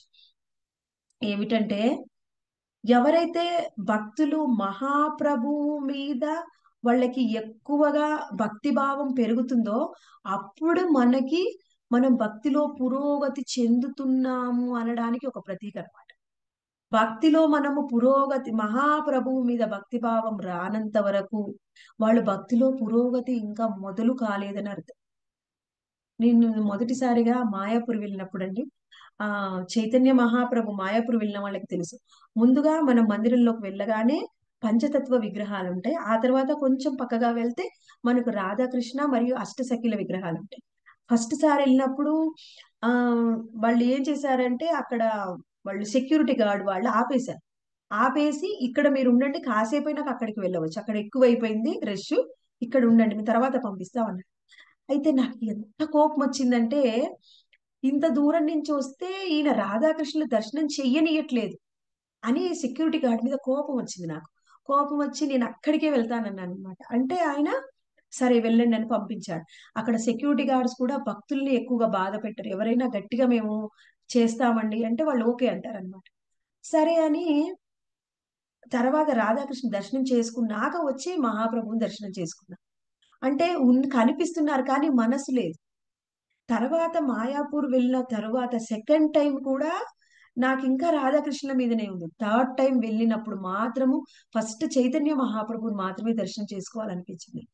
ఎవరికైతే చైతన్య మహాప్రభువు మీద భక్తిభావం పెరుగుతుందో అప్పుడు ఆటోమేటిక్ గా కృష్ణ కృప దొరుకుతుంది. కృష్ణుణ్ణి స్వయంగా ఆరాధించడానికి ప్రయత్నం చేస్తున్నామంటే ఇంకా భక్తిలో మనము అడుగు కూడా వెయ్యడానికి కష్టపడుతున్నాము అని అర్థం. అది కొంత మనకి సాధన చేస్తూ ఉంటే కొంతకాలానికి అది అర్థం అవుతుందండి. ఆ తరువాత మనము అర్థం చేసుకోవచ్చు. ఎవరైతే కూర్మశిలని ఆరాధన చేస్తారో వాళ్ళకి చెప్తూ ఉన్నారనమాట. ఇది అలంకార శాస్త్రం ప్రకారంగా ఒక అద్భుత రసం అంట. అలంకార శాస్త్రం ప్రకారంగా అద్భుత రసం కూర్మశిలని ఆరాధన చేయడము. శ్రీమద్ భాగవతము 12వ స్కందము చివరి అధ్యాయంలోని 2వ శ్లోకంలో మనకి కూర్మ అవతారం గురించి వివరించారు. ఆ చివరి ఆ ఇంకా కంక్లూజన్ చేసే సమయంలో శ్రీమద్ భాగవతాన్ని కూర్మ అవతారం గురించి వివరించారు. అంటే కూర్మ అవతారంలో ఉన్న మహాప్రభువుని ఆరాధించడము అనేది అది ఎంతో భక్తి అనేది ఎంతో ఉన్నత స్థాయి భక్తి అన్నమాట. అయితే ఈ తర్వాత మనము చెప్పుకున్నాం ఏమిటి, ఎప్పుడైతే ఆయన మహాప్రభు పాదాలని దర్శనం చేసుకోగానే 2 శ్లోకాలను చెప్పానని చెప్పుకున్నాం. తర్వాత 7 సంవత్సరాల వయసులో స్వయంగా భక్తి సిద్ధాంత సరస్వతి ఠాకూరులు భగవద్గీతలోని 700 శ్లోకాలు కంటతా వచ్చాయనకి. కంటతా రావడమే కాదు, భగవద్గీతలోని ఏ శ్లోకం మీదైనా కానీ ఆయన దానికి మీనింగ్ చెప్పి దానికి కామెంటరీ ఇవ్వగలరనమాట. భగవద్గీతలోని 700 శ్లోకాలకు కూడా అర్థమయ్యే విధంగా దాన్ని చెప్పి దానికి పూర్తిగా ఎక్స్ప్లెనేషన్ ఇచ్చి ఎవరికైనా అర్థమయ్యేలా చెప్పగలరు. ఆయనకి భగవద్గీత మీద అంత పట్టు వచ్చింది. ఎంత సమయంలో? కేవలము 5 సంవత్సరాల వయసులో, 7 సంవత్సరాల వయసులో. ఇంకా ఆయనకి అప్పటికి చదవడము బాగా వచ్చేసింది. ఇంకా 7 సంవత్సరాలు భగవద్గీత చదివిన తర్వాత ఆయనకి ఏ పుస్తకం నచ్చిందో ఆ పుస్తకం తీయడము, చదవడము. అంతేకాని ఎవరి దగ్గరికి వెళ్ళి అడగడము, ఎక్స్ప్లెనేషన్ అడగడము, డౌట్స్ అడగడము ఏమి లేవు. పుస్తకం తీయడము, చదవడము. అందుకనే మనకి ఎక్కువగా స్కాలర్ అంటే ఎంతో నిష్ణాతులైనటువంటి జ్ఞానం ఉన్నవాళ్ళు. అటువంటి స్కాలర్స్ లో మనకి జీవ గోస్వామిని ఎక్కువగా చెప్తారు. జీవ గోస్వామితో పాటుగా అటువంటి స్కాలర్ ఎవరంటే భక్తి సిద్ధాంత సరస్వతి ఠాకూర్. ఆయన అంత గొప్ప స్కాలర్ అన్నమాట. మామూలుగా ఆ సమయంలో నీకు ఎంత జ్ఞానం ఉండేది, అన్ని శాస్త్రాలని ఆల్రెడీ చదువుతూ ఉన్నారు. అందుకని ఆయనకు అన్నీ తెలుసు. భక్తులు ఎవరు, వైష్ణవులు ఎవరు, ఎవరిది కరెక్ట్ వైష్ణవ సిద్ధాంతం అని ఆయనకు అన్నీ తెలుసు. ఆ సమయంలో వాళ్ళ నాన్నగారు అందరినీ కూడా పిలిచేవారు, అందరినీ ఆహ్వానించేవాళ్ళు, అందరికీ గౌరవం ఇచ్చేవారు అనమాట. ఒకరోజు వాళ్ళ ఇంటికి ఎవరు వచ్చారంటే వీళ్ళు వచ్చారండి, సహజీయాలు వచ్చినప్పుడు ఆ సహజీయాల్లో ఒక భక్తుడు వచ్చాడు అనమాట. రాగానే వాళ్ళ నాన్నగారు ప్రణామం చేశారు. కానీ భక్తి సిద్ధాంత సరస్వతి ఠాకూర్లు ప్రణామం చేయకుండా అలా నిలబడ్డారు. అదేమిటి మీ పుత్రుడు ప్రణామం చేయరా అంటే ఆయనకి సహజీయాలంటే నచ్చరండి అని చెప్పారనమాట. ఇంకా అంతే, నచ్చరంటే ఆయన వెళ్ళిపోయారు. అంతేకాని వాళ్ళు ఎవరి ముందు కూడా కరెక్ట్ వైష్ణవుడు కాని వాళ్ళ ముందు వాళ్ళకి ప్రణామం కూడా చేసేవారు కదండి. అంత స్ట్రాంగ్ గా ఉండేవారు. ఆ సమయంలో భక్తిలో చాలా పురోగతి చెందుతున్నారు, ఎంతో స్కాలర్ అని వాళ్ళ నాన్నగారికి అర్థమైంది. కానీ ఇది భౌతికమైన ప్రపంచంలో ఈయన ప్రచారం చేయాలి అంటే భౌతికమైన జ్ఞానం కూడా అవసరము. భౌతికమైన జీవులతో పాటే కలిసి ఉండాలి ఈయన, వాళ్ళకే ప్రచారం చేయాలి అని ఒక కాలేజీలో జాయిన్ చేశారంట. ఆ కాలేజ్ ఏమిటంటే ఓరియంటల్ స్కూల్ సెమినార్ స్కూల్ అంట. ఆ స్కూల్లో జాయిన్ చేశారు. అక్కడ చదువు పూర్తయిన తర్వాత కలకత్తా యూనియన్ లో ఆయన గ్రామరు మరియు జ్యోతిష్ శాస్త్రం నేర్చుకోవడానికి, గ్రామర్ నేర్చుకోవడానికి ఆ కాలేజీలో జాయిన్ చేశారనమాట. అయితే జ్యోతిష్ శాస్త్రం మీద ఆయనకి ఎంతగా పట్టు ఉందంటే, జ్యోతిష్ శాస్త్రం నేర్చుకున్నారు. ఆయనకి ఎంత పట్టు ఉంది అంటే, ఒక చెట్టు మీద ఒక పండు ఉంది. ఎన్ని ఉన్నాయి? ఒక చెట్టు మీద ఒక 100-200 మామిడి పండ్లు ఉన్నాయనుకోండి. అందులో ఆయన చెప్పారనమాట. అక్కడ ఉన్నప్పుడు అందరూ చూస్తుండగానే ఆయన చెప్పారు, ఈ మొత్తం చెట్టులో ఎన్నో కాయలు ఉన్నాయి, పండ్లు ఉన్నాయి. వీటిలో పలానా కాయలు చూపించి ఆ పండు ఇప్పుడు 1 నిమిషంలో కింద పడుతుంది అని చెప్పారు. అదే సమయంలో అదే పండు ఆయన ఎంత టైంలో చెప్పారో అంత టైంలోనే ఆ పండు కింద పడింది. అసలు అది ఎలా సాధ్యం? ఒక మనిషి కంటే ఒక జాతక చక్రం ఉంటుంది. ఆ జాతక చక్రం చూసి వాళ్ళ జాతకాన్ని చెప్పొచ్చు. కానీ ఆయన అంటే అప్పుడు ఉన్న గ్రహాలని బట్టి ఒక పండు యొక్క జాతకం కూడా ఆయన చెప్పగలరు. ఎంత ఎంత లోతైన జ్ఞానం చూడండి. అంత లోతైన జ్ఞానం ఉన్నప్పటికీ జ్యోతిష్య శాస్త్రం మీద ఎవరైనా వెళ్ళి ఆయన జ్యోతిష్యం గురించి కానీ వాళ్ళకి ఏమైనా సందేహాలు ఉండి ఏమైనా వెళ్ళి అడిగారనుకోండి, ఆయన ఒకటే మాట చెప్పేవారనమాట. ఏదైనా సరే హరి చూసుకుంటాడు, ఆయనకు అన్ని తెలుసు, ఆయన్ని ధ్యానం చేయండి, అది చెప్పేవారు. కానీ ఎవరైనా వెళ్ళి జాతకాలు అడగగానే ఇంకా వాళ్ళ మొత్తం జాతకం చక్రం అంతా గీసి వాళ్ళ జాతకం చెప్పేవాళ్ళు కాదనమాట. మీరు కృష్ణాని నమ్ముకోండి అంతే, ఆయనే అన్ని చూసుకుంటాడు, ఆయనే అన్ని చేసేది. అది అది మనకి భగవంతుడి మీద భక్తి అంటే. అదే మనలాంటి వాళ్ళ కనుక అంత నాలెడ్జ్ ఇందరికి ఎవరైనా వచ్చారనుకోండి, మన పాండిత్యం అంతా చూపించాలి కదా. చూపించడానికి ఆయన జాతకంలో పుట్టినప్పటి నుంచి పోయిన జన్మ నుంచి వచ్చే 10 జన్మల వరకు అన్ని చెప్పేసేవాళ్ళం. ఎందుకంటే మెచ్చుకుంటారు కదా, చాలా బాగుంటుంది మెచ్చుకుంటే. ఆయన ఒకటే మాట, కృష్ణుణ్ణి ఆరాధన చెయ్యి, ఆయనే అన్ని చూసుకుంటాడు. అది ఇప్పుడు కొన్ని సందర్భాలని బట్టి మనం ఆ సందర్భంలో ఎలా ప్రవర్తిస్తున్నాం దాన్ని బట్టి మనం ఏమిటో నిర్ణయం చేయబడుతుంది. ఇప్పుడు చూడండి, ఒక్కొక్కసారి మనము చెప్పుకుంటూ ఉంటాం, భక్తిలో పురోగతి చెందాం కదా అనుకుంటూ ఉంటాం. అయ్యో నాకు ఆ కోరిక లేదు మాతాజీ, నాకు ఈ కోరిక లేదు, నాకు ఏది లేదు, కృష్ణుడి మీదే ఉంది అంతా అని. కానీ మనని మనం చెక్ చేసుకోవడానికి ఒక కొలమానం ఉంది. కొన్నిసార్లు మనకు అనిపిస్తుంది, ఆ మనసులో అయినా ఎవరికి చెప్పకపోయినా సరే, ఎవరిని చూస్తే మనము జెలసీ ఫీల్ అవుతున్నాం. జెలసీ అంటే అది జెలసీ అని కూడా కాదు. ఎవరిని చూస్తే అబ్బాయి ఎంత బాగా చేస్తున్నారు, అలా చేస్తే బాగుండు, అలా ఉంటే బాగుండు, వాళ్ళు చేసేది బాగుంది, అలా ఏ సందర్భంలో ఎవరిని చూస్తే అనిపిస్తుందో నీకు అదే ఇష్టం అన్నమాట. అంతే కదా. అందుకనే కదా వాళ్ళని చూసి అలా ఫీల్ అవుతున్నాం. అప్పుడు మనకి తెలుస్తుంది మనం ఏమిటి, మనకి ఏ విషయంలో ఇంట్రెస్ట్ ఉంది, ఏ విధంగా మనం ముందుకు వెళ్తున్నామని. అది మన పురోగతి చెందుతూ ఉంటే మనకి ఆటోమేటిక్ గా అర్థమవుతుంది అనమాట.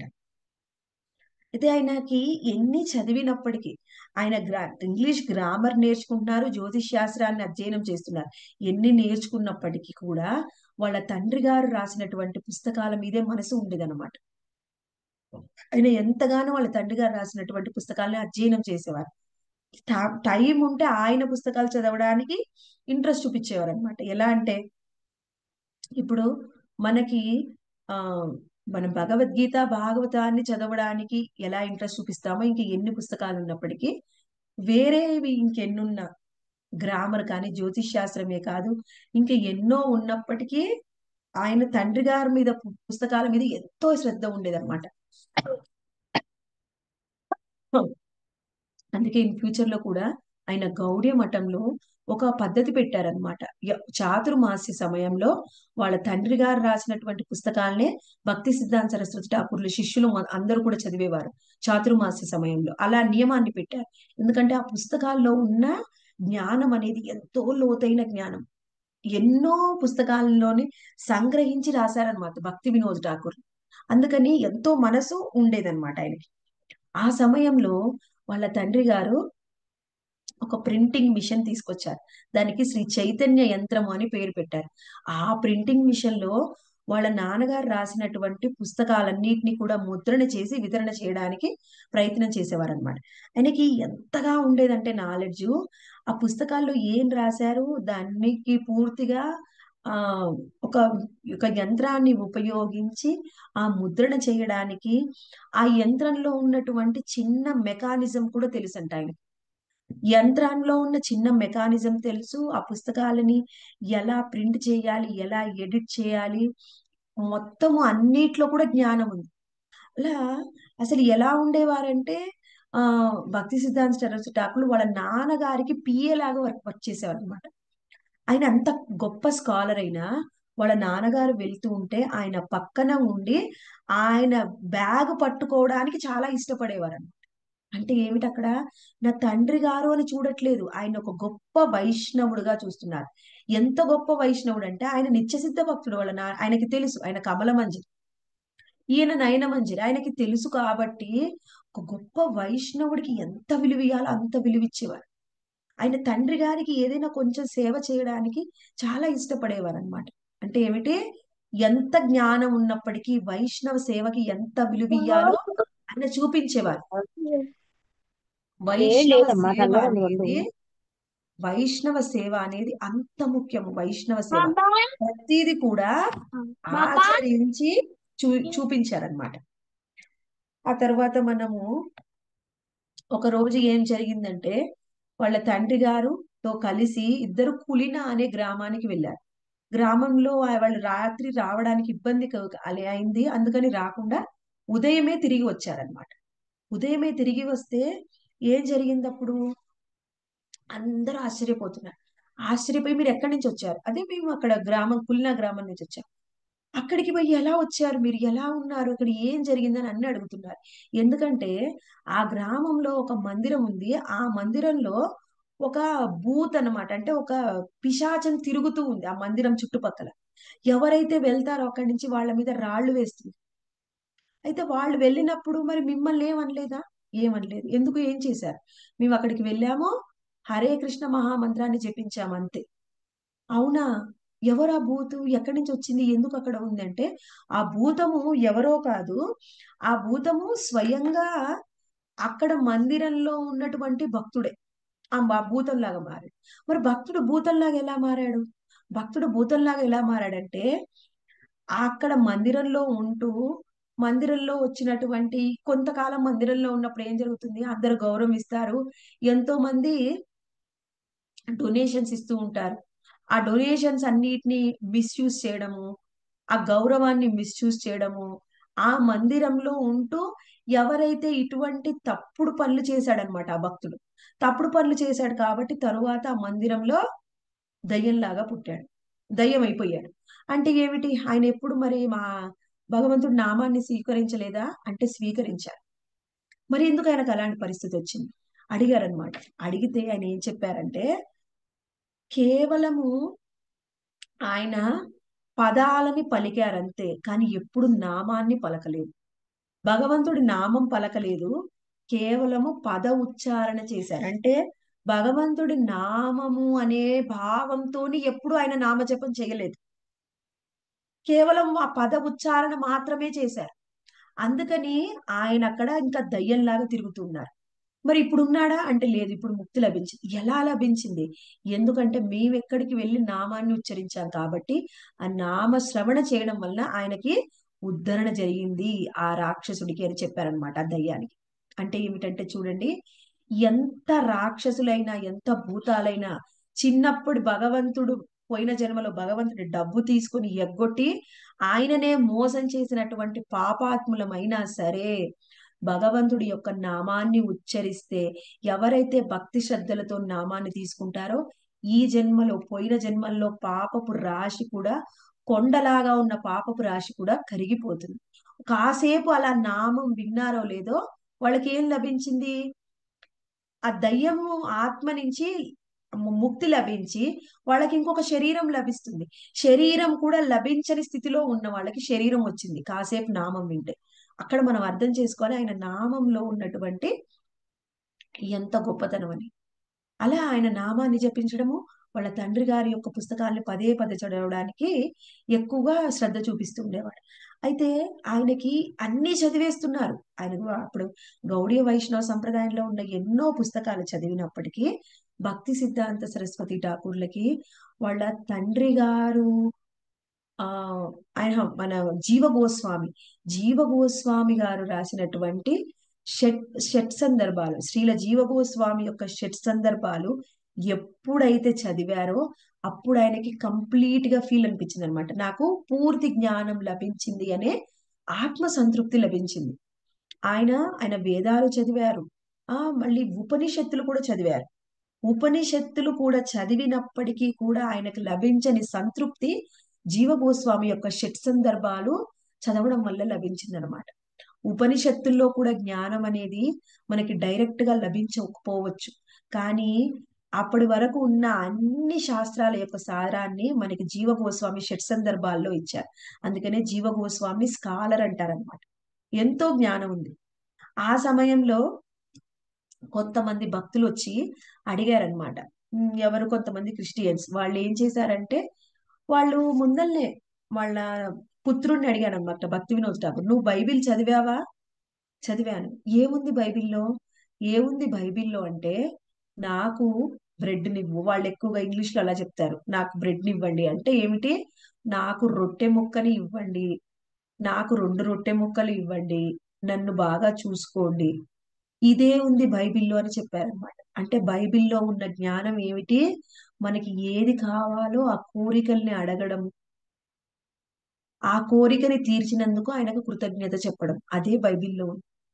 కానీ మన మన ఆధ్యాత్మిక జ్ఞానం అనేది భాగవతం, భగవద్గీత, అది మాత్రం మనకి తెలుసు. కానీ ఇంకా ఆచార్యులు రాసినటువంటి ఎంతో లోతైన జ్ఞానం ఉంది.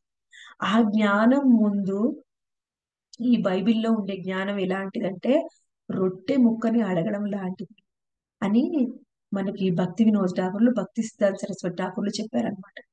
అది ఎన్ని చెప్పినప్పటికీ అది వినే వాళ్ళకి వింటారు, అర్థమయ్యే వాళ్ళకి అర్థమవుతుంది, అందరికీ అది అర్థం కాదు. ఆ సమయంలో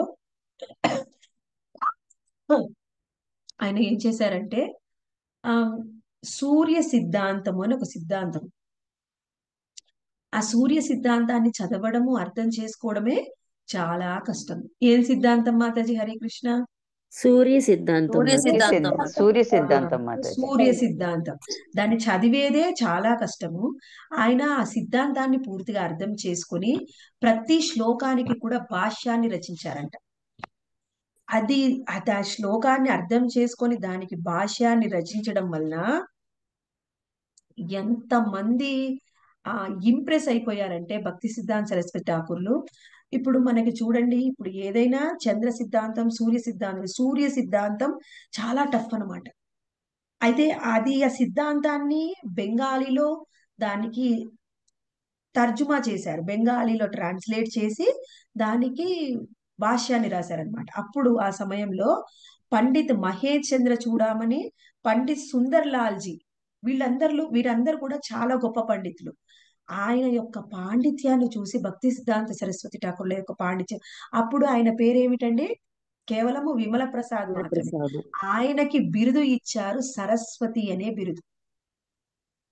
ఎంత జ్ఞానం ఉందంటే, నీ అంత జ్ఞానం మేము ఎవరినీ చూడలేదు అని ఆయనకి సరస్వతి అనే బిరుదునిచ్చారు. అందుకని ఆయన పేరులో సరస్వతి అనే, భక్తి సిద్ధాంత సరస్వతి అనే పేరు వచ్చిందనమాట. పూర్తి పేరు తర్వాత, కానీ సరస్వతి బిరుదు మాత్రం తర్వాత ఇచ్చారు ఆయనకి. ఆ సమయంలో ఆయనకి మనం ఎక్కువగా ఈ పేరు వింటూ ఉంటాం, ఈశ్వర చంద్ర విద్యాసాగర్ అని. ఈయన ఈశ్వర చంద్ర విద్యాసాగరు అద్వైత సిద్ధాంతాన్ని చెప్పారు. ఆయన ఎక్కువగా అద్వైత సిద్ధాంతాన్ని చెప్తూ కొత్త కొత్త సిద్ధాంతాలు చెప్పాడనమాట. ఆయన బోధదోయ్ అని ఒక పుస్తకాన్ని రాశారు. అందులో ఆయన సిద్ధాంతం ఏమిటంటే, ఈశ్వర నిరాకార చైతన్య స్వరూప్, ఈశ్వర నిరాకార చైతన్య స్వరూప్. భక్తి సిద్ధాంత సరస్వతి ఠాకూర్లను కలిశారు. కలవగానే ఆయన అన్నారు, ఈశ్వరుడికి రూపం ఉందా లేదా? ఉంటేనేమో ఉంది. ఆయన ఉండి లేదంటున్నావు, చైతన్య స్వరూపం అంటున్నావు, రెండిట్లో ఏది కరెక్ట్? ఈశ్వరుడికి రూపం లేదు, కానీ ఆయన పాదాలకు వందనం చేశాను అన్నట్టుందనమాట నీది, నువ్వు చెప్పిన దాంట్లో ఏది కరెక్ట్ అన్నారనమాట. ఆయనకి నోట్లోంచి మాట రాలేదు. ఎవరిదైనా కానీ ఆయన ఎంతగా అద్వైత సిద్ధాంతాన్ని ఆయన ఎలా చెప్పేవాళ్ళంటే, ఇంకా ఆయన ఇనిషియేట్ అయిన తర్వాత ఇంకా ఎక్కువగా ఖండిస్తారు, అది తర్వాత చూద్దాం మనము. ఆయన తర్వాత సమయంలో 1892 సమయంలో సంస్కృత కాలేజీకి వెళ్ళారనమాట. సంస్కృత కాలేజీకి వెళ్ళి ఆయన టైంలో అక్కడ కాలేజీలో జాయిన్ అయ్యారు. అంటే ఇంకా డెప్త్ నాలెడ్జ్ నేర్చుకోవడానికి సంస్కృతం మీద అక్కడ కాలేజీలో జాయిన్ చేశారు. అయితే ఆ బుక్ కింద పెట్టుకొని వాళ్ళ ఇంట్లో వాళ్ళ అమ్మగారు చదువుకోమన్నప్పుడు ఆ పైన నరోత్తమ దాస్ ఠాకూర్ రచించినటువంటి ప్రేమ భక్తి చంద్రిక పెట్టుకొని చదువుతున్నారంట. అంటే ఏమిటి, బయటదేమో మెటీరియల్ జ్ఞానం, లోపల ఆధ్యాత్మిక జ్ఞానం పెట్టుకొని చదివారనమాట. చిన్నప్పుడు నేను కూడా అప్పుడు పీజీ పోస్ట్ గ్రాడ్యుయేట్ చేయమన్నప్పుడు అది చేస్తూ ఉంటే కృష్ణ బుక్ చదివేదాన్ని అనమాట. అది చదివితే నాకు ఏం అర్థం కాకపోయేది, కానీ అలానే చదివేదాన్ని. ఆ బుక్ ఉంటాయి కదండి, రాధాకృష్ణ యొక్క బొమ్మలు, ఆ పిక్చర్ ఎంతో అట్రాక్ట్ చేసేది. చదవాలి చదవాలి అనిపించేది. చదివితే నాకు అప్పట్లో ఒక్క ముక్క అర్థమయ్యేది కాదు. కేవలము ఆ రుక్మిణీదేవి పేరు, కృష్ణుడి పేరు కొన్ని కొన్ని మాత్రమే అర్థమయ్యేది. కానీ ఆ బుక్ అలా అట్రాక్ట్ చేసేది అనమాట. అయితే ఆయన కూడా అలా చదువుతుంటే వాళ్ళ తండ్రి గారు చాలా సంతోషించారు అనమాట, నా పుత్రుడికి ఇవి ఎంత ఇష్టము అని. ఆ తర్వాత ఆయన ఏం చేశారంటే ఆ గౌర్ కిషోర్ దాస్ బాబాజీని కలుసుకున్నారు. ఆయన ఎవరు? ఆయన యొక్క గురువు గారు. గురువు గారు. ఇంకా అంతవరకు దీక్ష అయితే తీసుకోలేదు. దీక్ష తీసుకోవడానికి ఇంకాస్త సమయం ఉంది. హరే కృష్ణ మాతాజీ, ఆ దీక్ష గురించి నెక్స్ట్ వీక్ చెప్పుకుందామా, ఇప్పుడు చెప్పమంటారు? హరే కృష్ణ. చెప్పండి మాతాజీ. ఓకే చెప్పండి మాతాజీ. ఓకే మాతాజీ. గౌర్ కిషోర్ దాస్ బాబాజీ గారిని మొదటిసారి ఆయన ఎక్కడ ఉన్నారంటే ఆయన ఒక కుంజంలో కలుసుకున్నారనమాట. మొదటిసారి ఆయన ఒక కుంజంలో ఉన్నారు. అక్కడ ఆయన ఏమిటి, ఆయన ఎవరంటే భక్తి రఘునాథ్ దాస గోస్వామి గారు రచించినటువంటి శ్లోకాలలో రాధారాణి యొక్క గ్లోరిఫికేషన్ చేస్తూ ఉన్నారు. అది విన్నారనమాట. అది విన్నప్పటి నుంచి ఈయననే నా గురువుగా ఎంచుకోవాలి అని నిర్ణయం చేసుకున్నారు. అయితే ఆయన ఎంతగా ఎటువంటి ఆస్టారిటీ ఫాలో అయ్యేవారంటే, ఎప్పుడైతే ఆయన నదీ ఒడ్డున ఉండేవారనమాట. నదీ ఒడ్డున ఉంటూ ఒక శిష్యుడితో కలిసి ఉండడము, నదీ ఒడ్డున ఆయన ఒంటరిగా ఉండడం. ఆయనకి ఇది ఏమీ లేదు. చిన్నప్పుడే ఆయన ఎంతో కాలం క్రితమే ఆయన భార్య చనిపోయింది. ఆ తర్వాత ఇంకా ఆయన పూర్తిగా కుటుంబాన్ని వదిలేసి ఇంకా వచ్చి ఇక్కడ నదీ ఒడ్డున కూర్చొని కృష్ణ కీర్తన చేస్తూ ఉండడము. ఎలా ఉండేదంటే ఆయన పరిస్థితి ఎంత ఘోరంగా ఉండేదంటే, ఆ నది ఒడ్డులో ఉండే మట్టిని మాత్రం భోజనం చేసేవారట. మట్టినే తినేవారు. మట్టినే తింటూ ఇక్కడ చైతన్య మహాప్రభువు నడయాడిన ప్రదేశము, ఈ మట్టిని నేను తీసుకుంటున్నానని సంతోషంగా తీసుకునేవారు. బట్టలు కూడా లేవు. ఆయన ఎన్నో రోజులు ఒక పంచ కట్టుకునేవారు. ఒక్కటి మాత్రం వైష్ణవులు వేసుకునే పంచ. అది కొన్ని రోజుల్లో చిరిగిపోయింది. తర్వాత ఏం చేశారంటే శవాల మీద ఉండే బట్టల్ని మాత్రం తీసుకుని వేసుకునేవారంట, శవాలకు వేసే బట్టలు. ఏమీ లేదు, ఎక్కడికి వెళ్ళడం లేదు, ఎవరిని కలవడం లేదు, కేవలం చాంటింగ్ చాంటింగ్ చాంటింగ్. ఎప్పుడు హరే కృష్ణ మహామంత్రాన్ని జపించేవాడు. ఆయనకు చదువు రావడం రాదు, ఆయన ఏది పుస్తకాలను కూడా చదివేవాడు కాదు. కానీ ఆయనకి ఎంతో జ్ఞానం ఉంది, ఎంతో స్కాలర్. అంటే ఎంతో జ్ఞానం ఉంది. ఏ సందేహం ఏ పుస్తకంలోంచి అడిగినా గానీ ఆయన చెప్పేవారు అనమాట. భక్తి వినోద్ ఠాకూర్లని ఈయన శిక్షా గురువుగా భావించేవారు. కానీ భక్తి వినోద్ ఠాకూర్లకి ఏమన్నా సందేహం వస్తే ఈయన దగ్గరకు వచ్చి అడిగేవారు. అంటే వాళ్ళ యొక్క ఆయనకి ఏమీ చదవదు, ఆయన ఏమీ చదవలేదు. కానీ ఈయన మాత్రము భక్తి వినోద్ ఠాకూర్లు అప్పటికి 100 పుస్తకాలను రాశారు. ఆయనకి ఏదైనా శాస్త్రంలో సందేహం వస్తే ఈయనను వచ్చి అడిగేవారు. ఆయన ఎంతగా అంటే ఎవరికైతే అంతగా హరినామాన్ని జపిస్తారో, హరినామం మీద అంత కోరిక, రుచి, ప్రేమ ఉన్న వాళ్ళకి ఇంకా వాళ్ళు ఏది చదవక్కర్లే, ఏది చూసినా జ్ఞానం ఆటోమేటిక్ గా అర్థమైపోతుంది. అంత జ్ఞానాన్ని కృష్ణుడు ఇస్తాడనమాట. అలా తర్వాత ఆయన గౌర్ కిషోర్ దాస్ బాబాజీని మాత్రము ఆయన ఇంకా ఎంతగా ఆస్టారిటీ పాటించేవారంటే, భక్తి సిద్ధాంత సరస్వతి ఠాకూర్లు చాతుర్మాస్య సమయంలో కేవలము కొంత ఆహారము, అది కూడా నేల మీద పెడతారు. ఆ నేల మీద పెట్టిన ఆహారాన్ని 2 చేతులు వెనక్కి కట్టుకొని వంగినప్పుడు నోటితో ఇట్లా తీసుకుంటే ఎంత వస్తుందో ఒకసారి, అంతే ఇంకా ఆయన భోజనం. ఆ రోజుకి ఆయన భోజనం అంతే. అలా 4 నెలలు చాతుర్మాస్యాన్ని గడిపారు. కేవలం నేల మీద మాత్రమే పడుకునేవారు. ఇది వాళ్ళ కోసం మాతాజీ, మనకు కాదు. మనం ఎవరు ఇలాంటివి ట్రై చేయకూడదు. వాళ్ళు మాత్రము భక్తి వినయ సిద్ధాంత సరస్వతులు అంతగా ఆయన తపస్సుని ఆచరించేవారు. తపస్సుతోని ఏం జరుగుతుంది అంటే మనలో పవిత్రత అనేది వస్తుంది. మనము శారీరక తపస్సుని తప్పకుండా పాటించాలి. అందులో శారీరక తపస్సులో ముఖ్యమైనది ఏమిటి మాతాజీ? హరే కృష్ణ. ఏకాదశి శారీ ఆ ఏకాదశి ఏకాదశి వ్రతం. శారీరక తపస్సులో ముఖ్యమైనది ఏకాదశి వ్రతం. ఏకాదశి వ్రతాన్ని అందరూ కూడా ఆచరించడం కంపల్సరీ. ప్రతి ఒక్కళ్ళు ఏకాదశి చేయాలి. దానివల్ల పవిత్రత వస్తుంది. ఇంకా శారీరక తపస్సులు ఏమైనా చెప్తారా? శుచి మాత చాతుర్మాస్యంలో చేసేది కూడా కదా కౌచ్. మాతాజీ. శుచిగా ఇంకా ఉంటాం. చాతుర్మాస్యంలో కూడా శారీరక వ్రతం అవుతుంది కదా మాతాజీ. అంటే చాతుర్మాస్యము అనేది నెక్స్ట్ లెవెల్. కానీ ప్రతి ఒక్క భక్తుడు కూడా చేయవలసిన శారీరక తపస్సు ఉదయమే లేవడం. ఎస్ ప్రసాదం. ఎస్ ఇప్పుడు మాతాజీ. మనందరికీ అలవాటు లేదు కదా మాతాజీ ఉదయం లేవడం, కానీ ఇప్పుడు లేస్తున్నాం. అవును. ఇప్పుడు ఉదయం లేవడము అనే ఒక తపస్సుని ఆచరించడం వల్ల ఎవరైతే దాన్ని ఖచ్చితంగా పాటిస్తున్నారో వాళ్ళు భక్తిలో పురోగతి చెందారా లేదా మనని చూస్తే మనకే అర్థమవుతుంది. మీకేమనిపిస్తుంది? ఎస్ మాతాజీ, నిజమే. తెలుస్తుంది ఇదివరకు మాతాజీ, చేసేవాళ్ళం కానీ తెలుస్తుంది. ఇప్పుడు నిజమే మాతాజీ. చాలా ఆ తెలుస్తుంది టైంకి మాతాజీ. లేచిపోతే గానీ స్థిమితం ఉండట్లేదు మాతాజీ. ఆ టైంకి మెలకు వచ్చేస్తుంది మాతాజీ. ఇంకా అసలుకి ఆ రోజు లేకపోతే ఎంత బాధో అసలు. ఎంత బాధగానే ఉంది. అంటే మనలో ప్యూరిఫికేషన్ వచ్చిందా లేదా? శారీరక తపస్సు వల్ల ప్యూరిఫికేషన్ వస్తుంది. కానీ ఎంత తపస్సు చేయాలి అంటే వీలైనంత చేయాలి. మనకి వీలు కానిది ఎంతో కష్టమైన తపస్సులు చేసి శరీరాన్ని ఇబ్బంది పెట్టకూడదు.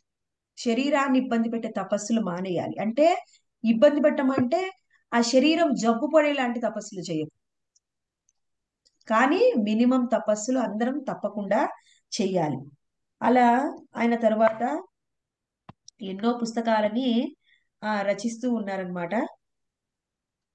ఎన్నో పుస్తకాలను చదువుతున్నారు. ఆ సమయంలో ఆయన కృష్ణ కరుణామృత, గీత గోవిందాన్ని కూడా చదివారు. గీత గోవిందం జయదేవ గోస్వామి రచించింది. అది ఎవరికి చదివినా కానీ మీనింగ్ కూడా అర్థం కాదండి. ఆయనకి మీనింగ్ అర్థం కాదు, అర్థమైనట్టే ఉంటుంది. కానీ అర్థం ఎవరు భక్తులు కూడా వేరే వాళ్ళకి చెప్పరు. భక్తి సిద్ధాంత సరస్వతి ఠాకూర్లు చెప్పారనమాట. గీత గోవిందం మీనింగ్ ఎవరు కూడా భక్తులు ఎక్స్ప్లెయిన్ చేయడానికి ప్రయత్నం కూడా చేయొద్దు అని. ఎందుకు ఆ మాతాజీ? అంటే ఎందుకంటే అంత దాన్ని ఎక్స్ప్లెయిన్ చేసే అర్హత లేదు అని చెప్పడం. అంత ఉన్నతమైన శాస్త్రం అయితే అది ఉన్నతమైంది. అంత ఉన్నతమైంది. అది కేవలం పద్యాలు మాత్రమే. జగన్నాథుడిని కీర్తిస్తూ, కృష్ణుడిని కీర్తిస్తూ ఆ ఆయన రాశారు జయదేవ గోస్వామి. ఆ గీత సమయంలో గోవిందమేగా మాతాజీ. గీత గోవిందం. మాతాజీ గీత గోవిందం.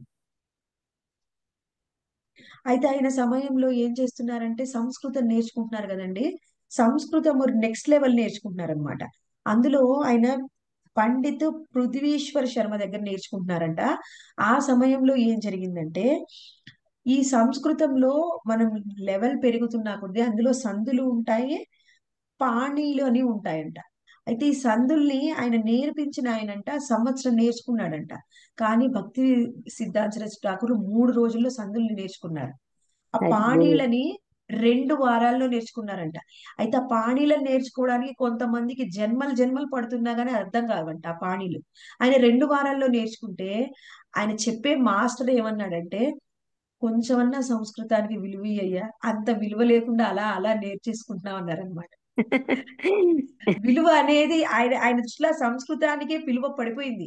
ఆయన దృష్టిలో భక్తి మాత్రమే, వీటన్నిటికీ ఏ విలువ లేదు. కాకపోతే అది అవసరం అవుతుంది ఆ జ్ఞానం అని నేర్చుకోవడం అంతే.